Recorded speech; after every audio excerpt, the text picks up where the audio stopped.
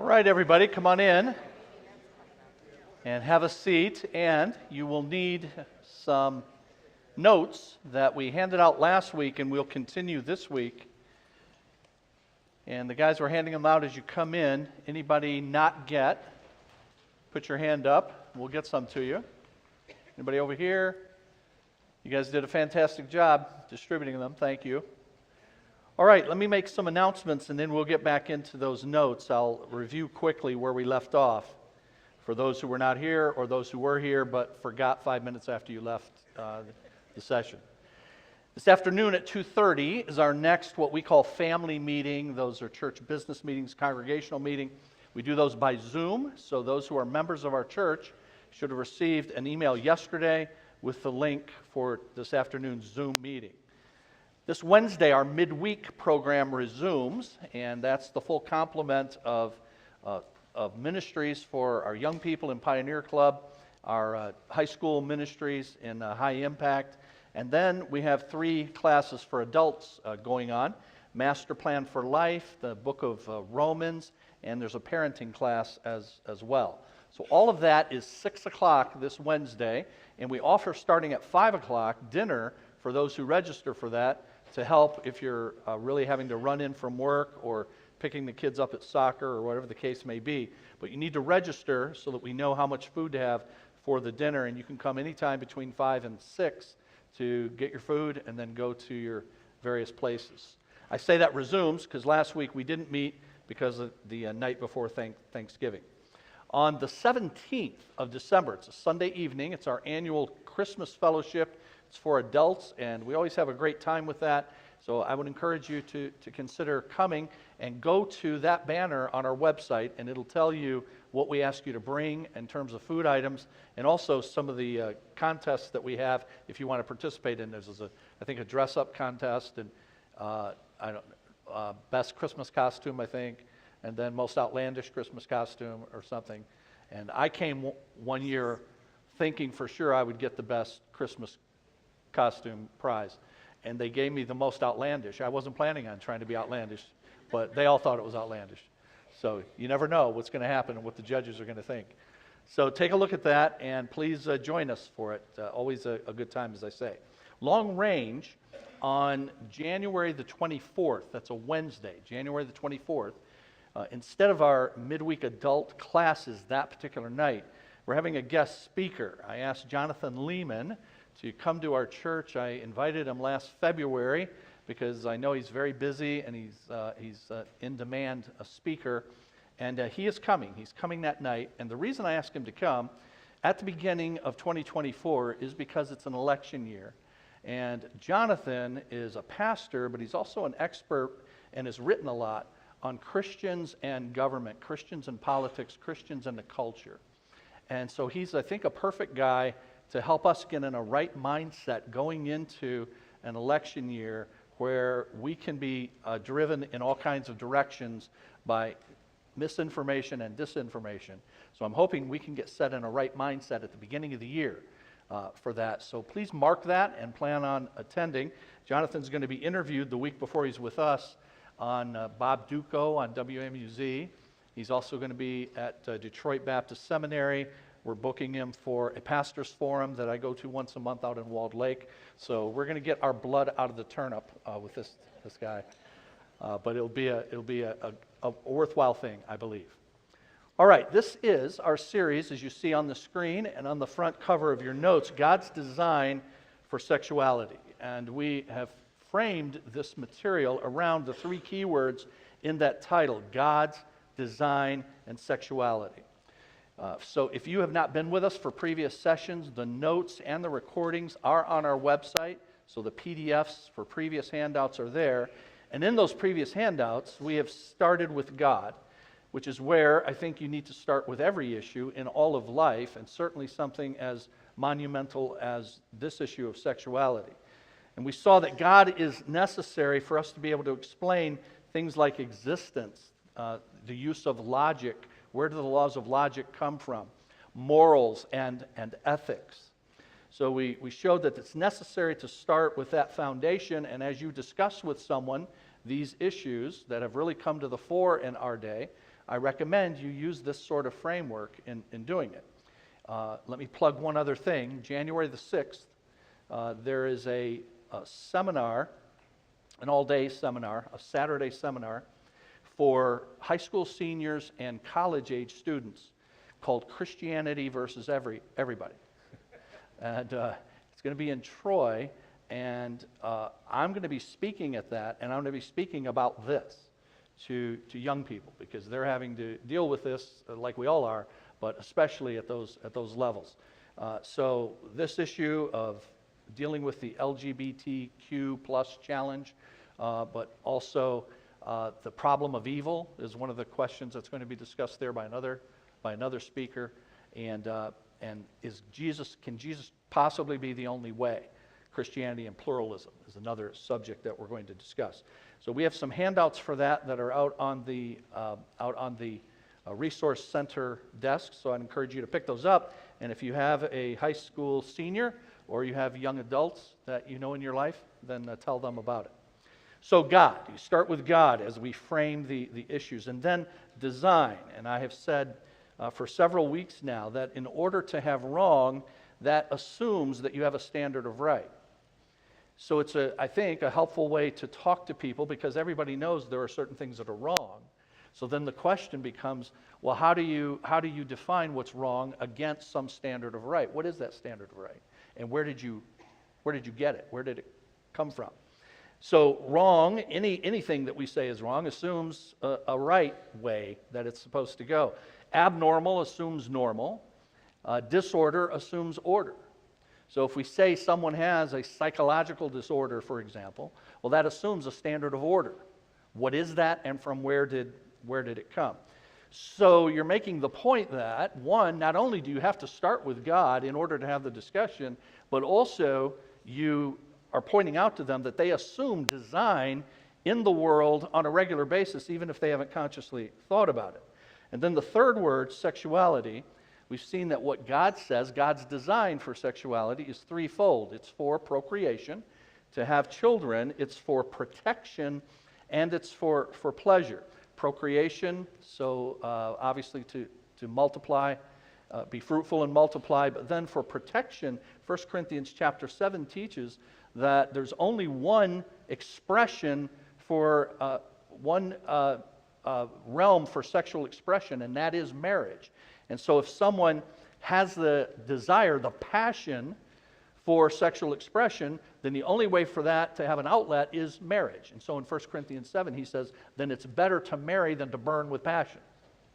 And so then seek God for finding an appropriate marriage partner. So it's protection against going outside of God's design for sexual expression. And it's also protection as you are married, that you have a regular intimate relationship, so that it protects either party from going outside of the marriage relationship as well.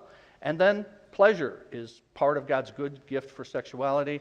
You see that in 1 Corinthians 7, where Paul says to fail to come together on a regular basis, physically as married couples, is to defraud. He uses that word, defraud one another. The Song of Solomon in the first part of your Bible is all about the intimate sexual relationship of a engaged, soon-to-be married Jewish couple. So sexual expression is within and only within marriage, and marriage, according to the Bible, is between a male and a female. Now last week, we saw that in the notes that you have in front of you, we saw that there has been rapid change in just the last few years regarding deviations from heterosexuality. And beginning on page 17, we saw that those changes have come in the psychiatric arena, the political arena, and also in the legal realm. If you look at page 18 in your notes, middle of page 18, or about a third of the way down, that indented quote there from Francis Schaeffer and his work, How Should We Then Live? And he said, if there is no absolute moral standard, then one cannot say in a final sense that anything is right or wrong. By absolute, we mean that which always applies, that which provides a final or ultimate standard. There must be an ultimate if there are to be morals. If there is no absolute beyond man's ideas, then there is no final appeal to judge between individuals and groups whose moral judgments conflict. We are merely left with conflicting opinions. So we'll take a look at now the middle of page 19. We'll pick up where we left off, middle of page 19. And after listing some of the passages in the Bible that speak directly to the sin of homosexuality, and as you read through those, as much as people have tried to say that the Bible does not describe homosexuality as sin, it most definitely does, and there's no way around that. And these verses show that. So then, here's the question, middle of page 19, where we left off. Is homosexuality worse than other sins? So let me talk about that for a bit. We give you these notes. I've told you this in the past. We give you these notes. They're fairly extensive. But if I don't just stop and comment about them and say things that are not in the notes, then the problem is you don't need me. So the reason that I stop and comment is for job security. This is okay? So we're going to look at, is homosexuality worse than other sins? But let me set that up a little bit. Have you ever considered that the Christian doctrine of original sin, meaning that we all have the effects of the original sin of our first parents, Adam and Eve, and that all of us then come into the world with a sin nature? So the doctrine of original sin. I am convinced that if we fully understand that if we understand that we all come into the world spiritually equal, because we all have this sin nature, that it should then result in compassion. Because I come with the understanding that I'm no better than anybody else. That I am born a sinner just like you are. And it doesn't matter who you are. And it doesn't matter where you're from. Original sin is a great equalizer.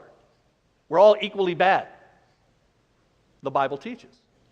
So it should generate compassion. Now, differentiation does occur. We're all born the same in terms of our nature. It is a sin nature. But differentiation occurs, and it occurs through both nurture and nature. Differentiation occurs through nurture, primarily through nurture. And that's why we say things like, but for the grace of God, so go I. Because you think about what the Bible teaches, we all come in equal status spiritually, we're all born with a sin nature, and yet differentiation occurs, paths diverge. So now we try to come up with explanations as to why that happens. And one explanation is, and often an explanation is, nurture or environment, influences, things that we have seen affect, hear this now, not that we are sinners, but rather the way in which we sin. We learn to sin in particular ways by watching other people do it. And that's why you see kids grow up like their parents.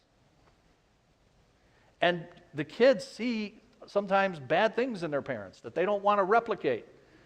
But there's almost this irresistible influence. It's not completely irresistible, but it's very strong. And so you find people as they get to their about 30 and they say, I can't believe it, I'm acting like my old man. I'm acting like my mom. Nurture has a strong appeal, and so we should, I think, properly, biblically look at people and say we're all in the same boat spiritually.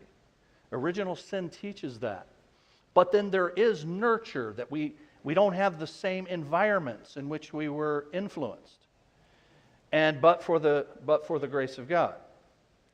And if you don't have a rubric like that, if you don't have a framework like that, then you will have to place the root somewhere else within. What explains why that person behaves the way they do? Why are they like that? Why can't they be like me? Why can't more people be like us? And so we use terms like, he's just a bad seed. So how many bad seeds are there in the human race, according to the Bible? Right now it'd be about 7 billion, I think. Okay? Everybody who comes into the world. But all too often we don't think that way. We look at somebody and we attribute what they do to something other than that. Something that's different than us. We attribute it to being somehow a bad seed or to race. Those people are like that. That's what they do. Or intellect. The Supreme Court of the United States has in its annals of Supreme Court decisions a decision by Oliver Wendell Holmes. Oliver Wendell Holmes said, I'm quoting what he said in one of his decisions that was about eugenics and whether or not people could be sterilized against their will to have no more children. And Oliver Wendell Holmes wrote in favor of doing that. And here's his reasoning. I'm quoting now. One generation of imbeciles is enough. That's a quote. In the annals, forever memorialized in the writings of our Supreme Court. But do you see what's happening here? Whenever we place the locus, the root, outside of where the Bible does that, you don't have the great equalizer anymore, and you have to differentiate in some ways, and it can and does, and throughout human history has, resulted in all kinds of problems because we focus on external things, or we focus on things that are not common to us as the root. So we all have the same nature with which we come into the world, a sin nature. It is the great spiritual equalizer. But we are all also susceptible to corruption by nurture and disposition by nature. So let me say that again. We are all susceptible to corruption by nurture and also susceptible to disposition by nature. Corruption by nurture, disposition by nature, and we are all susceptible to both. Now I'll explain, but the key word in that is all. All of us. We're all susceptible to these. So when I say susceptible to corruption by nurture, we come into the world as equal spiritually, equally bad, sin nature, but our environment and the influences around us then cause us to sin in particular ways. We're all going to sin. The question is, how are we going to do that? How's it going to manifest itself? And it's going to show up in some lives differently than others because they have different influences. So that's nurture. Susceptible to corruption by nurture. But then there's also susceptibility to disposition by nature. Apart from the external influences, I am born and you are born with different personalities and different tendencies towards certain kinds of sin. I mean, somebody like me, who's your personality, you're just an extrovert, you're okay to talk to people. I've been okay to talk to people my whole life. Comes in handy when you do what I do for a living. But it also, and so this is natural, this is my disposition, this is my personality. But guess what? That can move me in sinful ways very easily. When you talk a lot, in fact, the book of Proverbs says, in the presence of many words, sin is not absent. The more you talk, the more susceptible you are to sinning in the way you talk. And so we all have our natural personalities and dispositions that move us in particular ways, and I'm going to have struggles that you're not, and you're going to have struggles that I'm not. And those come by nature, disposition, personality, and by nurture, influence, and environment. All right, with that background, back to the middle of page 19. See, you guys can't fire me because... So I say here, while any type of sin, desire, thought, word, deed, omission, or commission. And a single sin of any type is enough to violate God's character and damn us. And Christ's death atones equally for all sin. It is nevertheless true that some sins are distinguished by what they affect and represent. So that's a mouthful. Let's do it again. Any type of sin. So look at all these types of sin. Sins of desire, sins of thought, of word, of deed, and deeds that I commit or omit. And by the way, the omission and commission go with all the others too. Desire, thought, and word. Things that I should desire that I fail to desire. Things that I should say that I fail to say. Things that I should think that I fail to think. Sin is that broadly defined in the Scripture. So if that's the case, you've got to lose the idea that you're ever going to recommend yourself to God by saying, hey, my good weight outweighed my bad. You don't have a chance.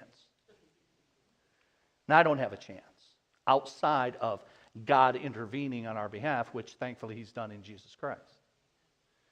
But it's necessary because sin is so deep. The solution is so radical because the problem is so deep. And so those are the types of sin. And then a single sin within any of those. So a failure to desire what I'm supposed to desire, a failure to say what I'm supposed to say, think what I'm supposed to think. One failure in any of those categories is enough to damn us. Well, we're all in bad shape, aren't we? But Christ's death atones equally for all sin. Yet it's still true, some sins are distinguished by what they affect and represent. So we have to make sure that we differentiate carefully. That is, next line, some sins have greater consequences than others, and some represent a greater degree of corruption. For example, in the verses that are quoted above, the penalty for homosexuality in the Old Testament was death. It's not death for everything. It's death for some things. So if all sin is equal, in a sense, then how do you have unequal punishments? So why is that? In part, because it threatened to undermine civil order. Remember what you're dealing with in the Old Testament. You're dealing with a theocracy. You're dealing with a government that's ruled directly by God with His representatives, someone like Moses. And so you have the mediated kingdom that Jesus is going to restore in the future, but you have it through people like Moses, and you have it through people like the judges, and so on. And the law that God gave to Israel was to regulate all of life. And there were some things that threatened the civil order for the nation, God's chosen nation, and His plans for that nation. Dr. Mark Snowberger has cataloged the capital offenses in the Old Testament and found that they fall into 4 categories. And of those, the main horizontal offenses, that is, between people, are those that threaten to undermine civil order. So why was homosexuality singled out? It's not singled out. There were other things that had capital punishment as the consequence. But those all are not because the sin itself or the person themselves are worse than you or me. It's because the thing that they're doing threatens something larger within the civil order, the government. And in addition, next paragraph, to having great consequences, homosexuality also represents, so I say the effect and also the representation. What's it affect? What does it represent? Here's the representation. Homosexuality represents a clear example of idolatry, which is ultimately a focus on self rather than God. And it's for this reason that Romans chapter 1, which is cited on page 18, places homosexuality in the context of idolatry. The exchange that Romans chapter 1 speaks of from God to idolatry and in both verses 23 and 25 of that chapter, is related to verse 26. They exchanged the natural for the unnatural. And the same Greek word for exchange is used throughout the passage. So this exchange of the glory of God for the glory of the creature, that's idolatry. But then a little bit later it talks about exchanging natural relations for unnatural relations. So it's connecting this sin with a particularly clear expression of idolatry. And so homosexuality is condemned by God, as all sin is. Is it worse than other sins? It's not worse in terms of the person doing it being worse than I am. It's not worse in that the person doing it requires something different than what I require in order to be reconciled with God. We're all the same on that spiritual level. But it does have cultural effects, societal effects. And it also does represent in a clear way, clearer than some other sins. All sin at its heart is idolatry. But it represents in a very clear way the corruption of a society. And that's why the Bible, in Romans chapter 1, selects that as an example of the deterioration of a culture and a society. So, top of page 20 then. Nature and nurture. We are all born that way. In that all of us are born as sinners and we struggle with different manifestations of that sin nature. But we are also made that way, as we're influenced by the models we grow up with and the cultural consensus that dominates our environment. So what's happening now in our culture now, with this rapid change of the mores within society, not only in America but around the world? I said last week that it was just 20 years ago this year, 2003, just 20 years ago, that for the first time in the history of human existence, a government declared same-sex marriage as legal. The Netherlands declared same-sex marriage legal in 2003. First time in human history, 20 years ago. And in those 20 years, there has been rapid change. Now, what's going to happen then with that is what happens with all sin. Now, nurture is going to play a huge role in the way people see this particular sin.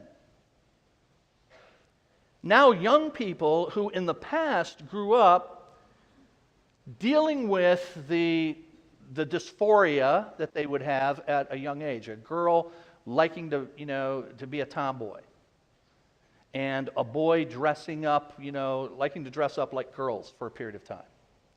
Because of nurture and because of the environment, they would grow out of it for the most part. But because nurture has changed now, the environment has changed, people are being told, no, don't do that. It's not anything wrong. Not only is it not anything wrong, it's something you should affirm, and the sooner you affirm it, the better. So that's a powerful nurturing effect because of what the culture has accepted, and it affects then our children. It affects our schools. It has far-reaching effects, and it's happening quickly. So top of page 20 again, we're born that way. We're all born sinners, struggle with different manifestations, but we're made that way because we're influenced by the models we grow up with and the cultural consensus that dominates. And what I'm telling you is that has changed, and it's changed rapidly. And it has far-reaching effects. Now, going back to when I was growing up, the teaching and preaching I heard was full of a kind of culturally accepted machismo that was passed off as biblical masculinity. And it would be easy in that environment for a boy to conclude, if that's the profile of a man, and that's not what I am, then maybe I'm not a man. Now, you guys know when I talk about culturally accepted machismo. So, in order for you to be considered a real man, this is what real men do. I went to a Christian school, and I'm thankful for that. But I can still remember a chapel service where a guest speaker came in, And he was talking about differences between girls and boys and men and women. And men need to act like men. And I can still see him walking across the front of the gym where we had chapel. And he said, men don't just walk effeminate, like they stride. And he showed us how to stride. You know, take long steps, move your arms, you know, the whole bit. And I'm thinking, is there a verse on that somewhere?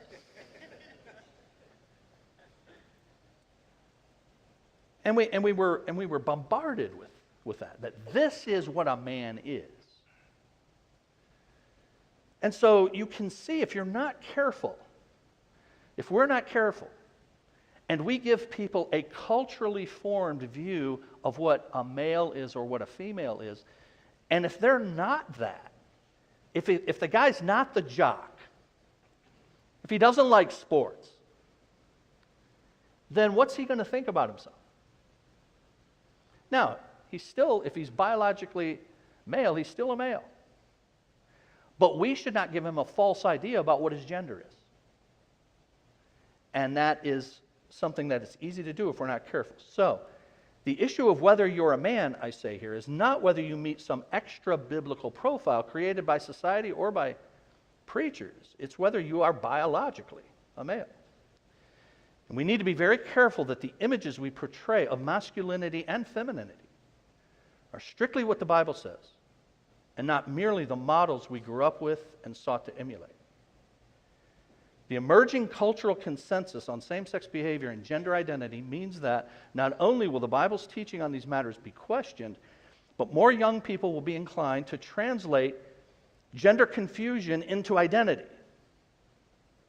This is what I am, so I'm going to announce it loud and proud, and I'm going to have counselors at school telling me that that's what I should do, and that's unfortunately what's happening. And then, following the advice of peers and the media and school counselors and so on, come out loud and proud, some of these young people are in our churches, forcing some of us to face this issue directly, and many for the first time. Y'all see that? That's where we've come. We've come quickly. That's where we are. And in order to deal with it, we have to have a clear view of biblical anthropology, biblical understanding of humanity. Humanity in our natural created state as fearfully and wonderfully made in the image of God, but also humanity in our sin nature and how that manifests itself. And how we sin differently, but we all have the same sin problem. And doing that doesn't dismiss, as you can see at the top of page 20, I have not dismissed the seriousness now of the cultural shift.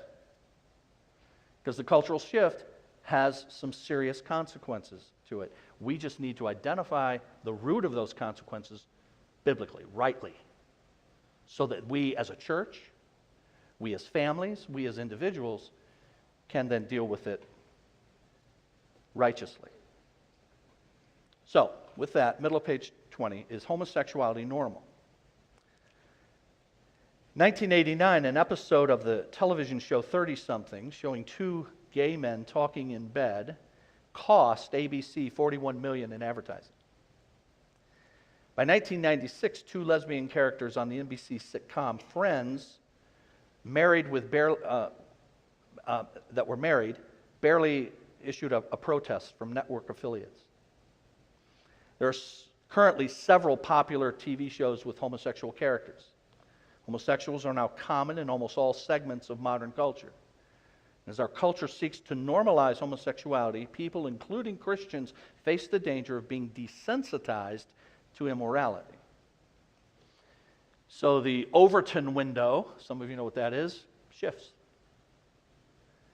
And so what was unacceptable and unthinkable is now not only thinkable, but is in front of you on a regular basis.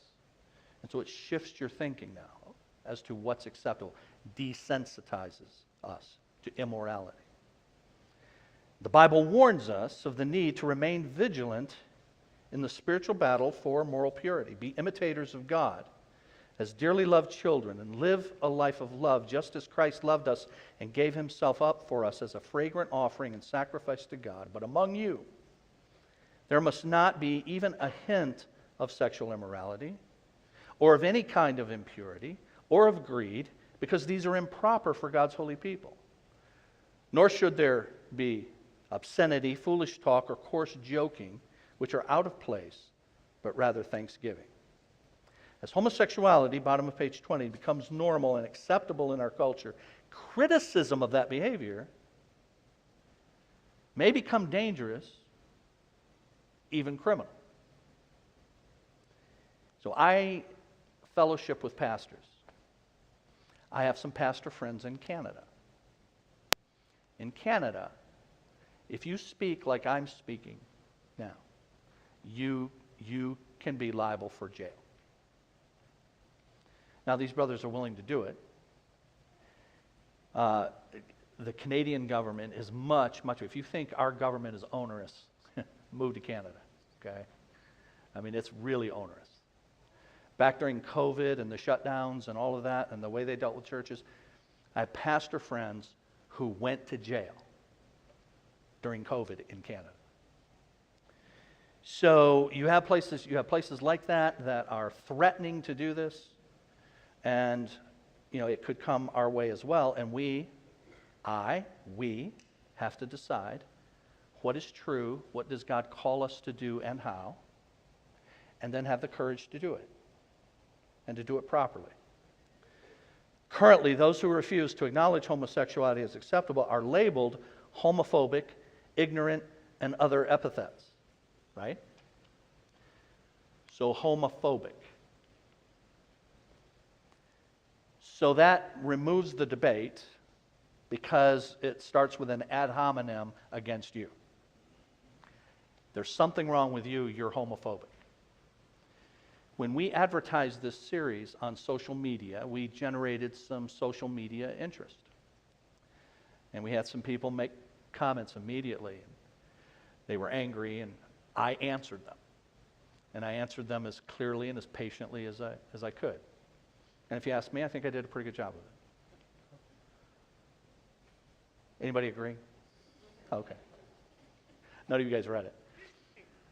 But one person in particular, right off the bat, said, it really makes me wonder when people are so interested in the sexual activity of other people. Do you know what they were implying there? They're implying the fact that you're wanting to teach on this means you got some closet perversion going on yourself. That's why you're so interested in this. So ad hominem, homophobic, ignorant, you're perverted. That's why you're interested in somebody else's sex life. Now, it used to be that when I was growing up, and there were not very many vocal and public advocates for homosexuality, but there were some. And the few that there were would say, hey, what business is it of yours what I do in the privacy of my own bedroom? That was the argument. And over time, they won that argument. That most people said, hey, what people do and I don't know anything about, why do I care about it? And frankly, personally, I'm okay with that myself. I've got plenty of stuff to deal with that I do know about. So I don't have to worry about what I don't know about, okay? They won that argument. But see, the issue was never going to stop there. See, if it stopped at, hey, what I do in the privacy of my bedroom is none of your business, that would be one thing, but it didn't stop there. Now this is where we are. You have to positively affirm my lifestyle. That's completely different. And you have to do that in school. You have to do that at work. And so now the culture is imposing that upon us in a way that we're going to have to respond. When somebody says you are homophobic, I recommend you say, I am phobic. Phobia means fear. But I'm a theophobe.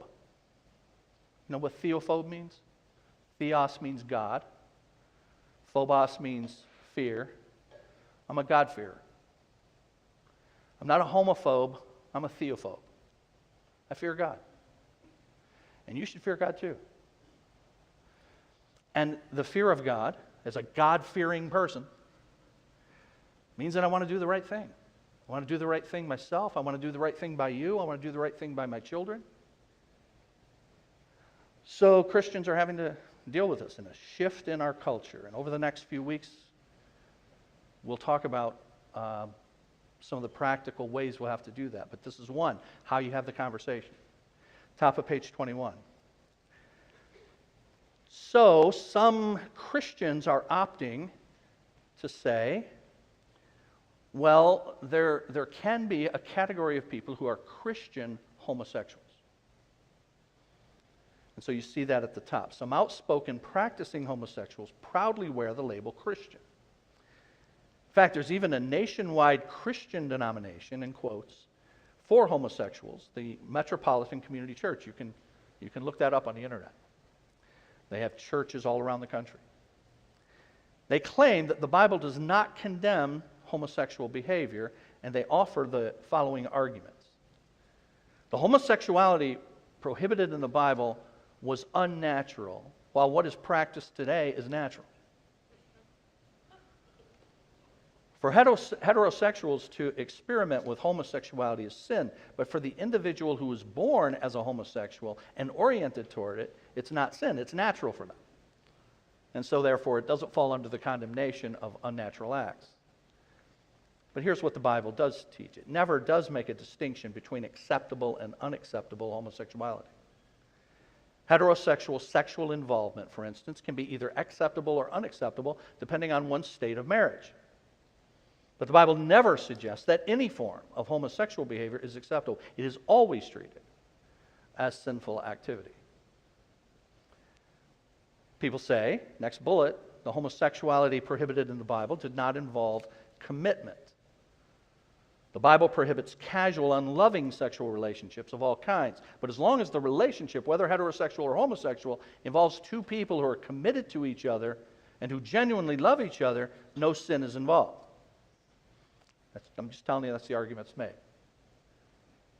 But the biblical passages do not simply condemn wrong attitudes, but rather the act itself. Do not lie with a man as one lies with a woman. Old Testament and New Testament authors knew what sexual perversion was. They were not naive to homosexual lifestyles, whether casual or committed. Nowhere in the Bible do we find a hint that homosexual behavior of any kind is morally acceptable.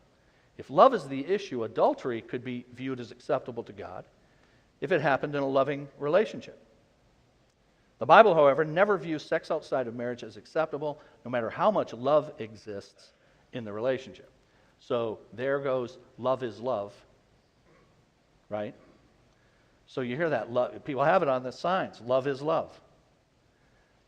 This is the depths to which the discussion has fallen, that people make tautological statements like that. Love is love without any definition to it, and the Bible will have none of it. The third bullet, the homosexuality prohibited in the Bible is part of the Old Testament law that does not apply to us today. While it's true that the Mosaic law does not have direct application to believers today, those prohibitions appear, as we cited earlier, in the New Testament as well. Or God has made homosexuals that way, so to be any other way is to deny God's sovereign design for their lives. But even if, top of page 22, there is found some direct correlation between one's biological makeup and his sexuality, even so, biology is not destiny. In other words, one's sexual behavior is too complex to reduce simply to biology. If homosexuality is connected to one's biological makeup, the Christian response should still be that of resistance and avoidance, not practice. Because we are born sinful creatures, we are naturally sinners, yet the Bible commands us to flee from our lusts and pursue godliness. Homosexual desires, like any other lust which flows from man's depraved nature, must be resisted. One should never entertain or gratify his depraved desires, even though they may be natural and biologically based. So let me just give an example here. Alcohol. I have never had a drop of alcohol Not because I'm a great guy, I've just never been around it. And I'm thankful I've never been around it. It's just not a thing for the people, my friends when I was growing up.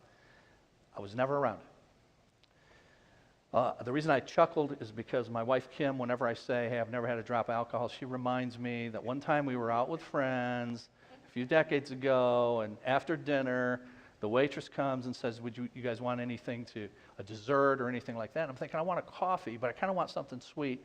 And she says, well, we got Irish cream. And so I order, and I think, you know what, that sounds good. Kind of coffee-ish cream. She brings it, I'm talking. I start drinking it. My throat kind of burns a little bit, but I'm just still talking away. And then Kim wants to have some. She drinks some of it. She spits it out. She says, that's alcohol. I go, well, I didn't know. How did you know? She's never answered that question to this day, okay? So I did have that drink of an Irish cream, and Kim throws that up to me, all right? But alcohol is just not a thing for me. Here's why I bring it up. I have 3 brothers. All 3 of them are alcoholics. And my guess is that had I gotten into alcohol, I would be susceptible to alcoholism. That there is probably something in our DNA whereby alcohol affects my family in ways that it doesn't affect necessarily everybody else. That doesn't change anything that the Bible teaches, because you still can't get drunk. And that's still a sin, even if you're, quote, born that way. And that applies to every sinful disposition. So we'll pick it up from there. Bring your notes back with you, if you would, next week. Let's pray, and we'll be finished. Father, thank you again for the blessings of this day, to be with your people and to sing praise to you and to learn of you, to be able to open your book and to be instructed. Lord, help us to take what we have meditated upon today and to think about it throughout the week and make application of it to our lives, so that we are clearer representatives of your glory, your character in the realms that you've assigned to us. We ask you to help us to be worthy ambassadors in the coming week. And we ask you to grant us safety and to bring us back together next Lord's Day. We pray in Jesus' name. Amen.